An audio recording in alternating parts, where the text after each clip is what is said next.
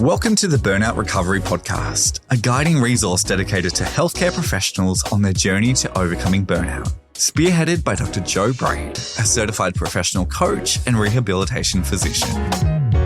Welcome back to the Burnout Recovery Podcast. I'm your host, Dr. Joe Braid, and today we're diving into something that might be the missing piece in your burnout recovery puzzle. We're talking all about cognitive load and cognitive overload. If you've ever felt like your brain is constantly running at 100%, like you're juggling too many things at once, or you just can't think clearly anymore, this episode is for you. So let's start with a question. Have you ever noticed that by the end of your workday, even simple decisions feel impossible? Like choosing what to have for dinner becomes this monumental task. And that is cognitive overload in action. And according to research, it might be a direct precursor to burnout.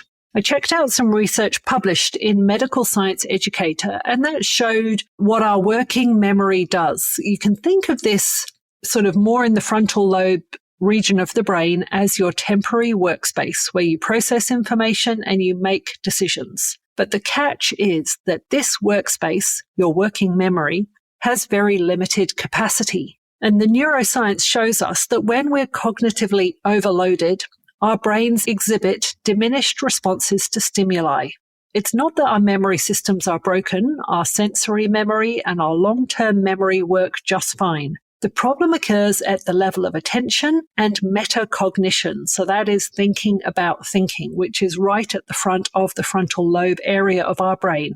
And essentially, another way of saying that is our brain's ability to direct and manage our mental resources has become impaired. So when we look at the cognitive load theory, it talks about three different types of cognitive load. Firstly, there's the intrinsic load, and that is the complexity of the task itself. So, for example, if you're a surgeon performing a complex procedure, so not maybe a standard hip replacement or knee replacement, but something more complex, that intrinsic load is high and it is unavoidable. So that's not one that we can control. Secondly, there's the germane load. And this is the mental energy you spend learning and building expertise. So if you think about how it was learning to drive compared to driving now, or when you started your career or your specialization compared to how you are now, tasks that once required intense concentration probably now feel somewhat automatic. And the third part where it gets interesting is there is extraneous load. This is everything that makes tasks harder than they need to be. So things that contribute to the extraneous load include poor organization, constant interruptions, redundant processes, and lack of standardization, just to name a few. And so while we can't always control intrinsic load, and germane load decreases with experience, extraneous load is largely within our influence. So how is our reality in healthcare a perfect storm? In healthcare environments, we are making critical decisions in incredibly distracting settings. And experts in human factor engineering have noted the stark contrast between how other high-stakes industries protect cognitive resources versus often the chaotic environments we work in. You can think about a typical shift. You're trying to focus on a list of medications and maybe some updates and amendments you've got for a patient you're treating. Of course, while being interrupted multiple times, maybe it's 3 different logons you have to do to get onto your electronic medical record. You're dealing with patients in different locations of the hospital. You're receiving the same information through many different channels, and you're constantly switching between tasks. So your brain is really burning through its limited working memory capacity at an unsustainable rate. And the kicker is this isn't just happening at work. Research shows that personal stresses like childcare concerns, financial worries, and relationship issues all compete for the same limited cognitive resources. So your brain doesn't compartmentalize stress the way we wish it would. So how do you know when you're approaching cognitive overload? Here are the early warning signs. You find yourself jumping from task to task without completing anything. You're rereading the same paragraph multiple times without absorbing it. You're becoming less patient, quicker to snap at colleagues or family. You catch yourself saying, "Oh, I almost forgot that," frequently. Sometimes simple decisions can feel really overwhelming and you feel scattered, like you're operating at 60% attention. If this sounds familiar, you're not alone, and more importantly, you're definitely not broken. Your brain is simply overwhelmed. So let's think about what is in your control. And I often think one's morning routine, if you have like daytime shifts, can be something where you can set yourself up either for cognitive success or failure. So what are different areas that you can control as you start the day? You can set your alarm. You can choose what you do when your alarm goes off. Maybe you've got a 5, 4, 3, 2, 1, let's get up approach. You can already pre-choose what you're going to wear for the day. Maybe you wear scrubs to work. Maybe you have different outfits that you wear different days of the week. And it maybe sounds really trivial, but decision fatigue is a real thing. And many successful people wear similar outfits daily for a reason. And every small decision that you make, like the day before or with the clarity going forwards, can really preserve that cognitive resource for what matters later in the day. I don't generally guide on what to eat or not to eat on this podcast, but you may well be aware that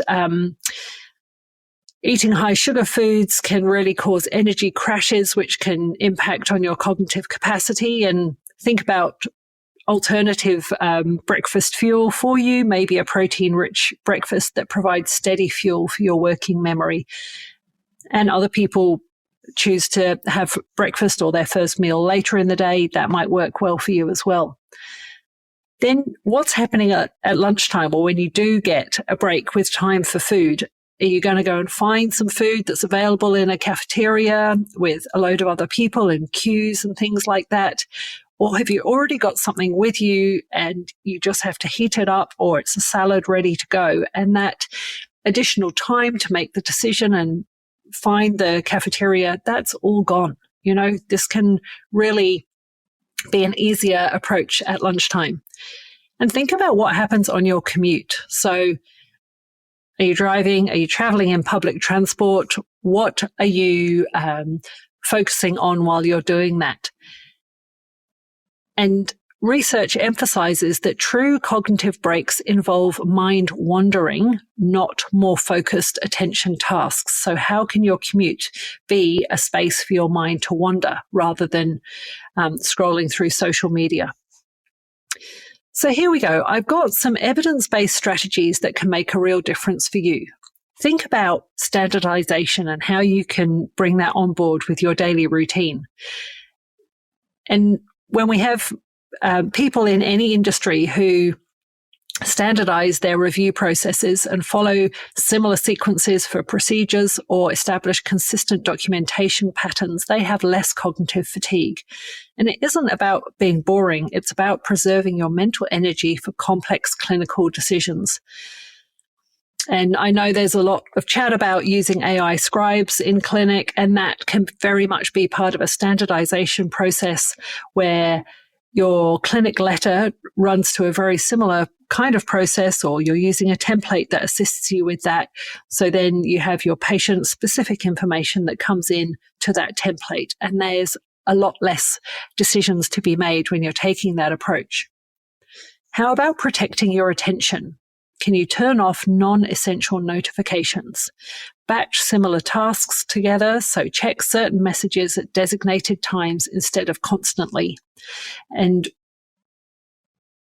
when you're doing something critical like medication checks and so forth, use some visual cues to other people to signal you need uninterrupted focus time. How about taking real cognitive breaks? This means no email, no social media, no news. Go for a walk, listen to music, let your mind wander. And even 5 minutes can really help reset your working memory capacity. And finally, chunk down your tasks. So instead of trying to multitask, which is really just rapid task switching, focus on one thing at a time until completion. So here's what I want you to understand. Cognitive overload isn't just about productivity or efficiency. When your working memory is consistently overwhelmed, you lose access to the parts of your brain responsible for emotional regulation, executive function, and decision making. You literally become more reactive and less thoughtful. So this is all very much prefrontal lobe, amazing functions that our human brains have. And this is why cognitive overload is a direct precursor to burnout. It's not just that you're tired, but your brain's ability to cope with stress becomes impaired. So you start making more errors, feeling more frustrated, and losing connection with the meaning and the joy in your work. But here's the hopeful part. Unlike some aspects of burnout, cognitive load is something you can start influencing today. So here's some suggestions for you. Audit your morning routine and identify 3 decisions you can eliminate or simplify. Notice your cognitive overload signals. When do you feel most scattered and what triggers that feeling? Experiment with just one standardization. Maybe it's how you organize your workspace or create a template for common tasks you do. And finally, practice one real cognitive break daily. Just 5 minutes of mind wandering, no devices involved. Remember, small changes in how you manage cognitive load can have profound effects on your resilience and your well-being. And you don't have to accept cognitive overload as inevitable. Burnout doesn't happen overnight, and neither does recovery. But by understanding and managing cognitive load, you're addressing one of the root causes rather than just treating symptoms. Your brain has incredible capacity, but it also has limits. And respecting those limits isn't a weakness, it is wisdom. It's the foundation for sustainable, meaningful work and a fulfilling life. Thanks so much for joining me on the podcast today. If this episode resonated with you, please do share it with a colleague who might need to hear this message. And here's what I want you to remember. You're not a machine designed to run at maximum capacity indefinitely. You're a human being with a remarkable brain that deserves protection and care. And every small step you take to manage your cognitive load is an act of self-respect and professional sustainability. Your future self and your patients will thank you for it. Now go reclaim your mental space. Thanks for listening to this episode. Schedule a 60-minute power hour with me and leave with relief, decisions made, and clear next steps. Or send me an email for a speaking inquiry. All information is available at drjobraid.com with links in the show notes.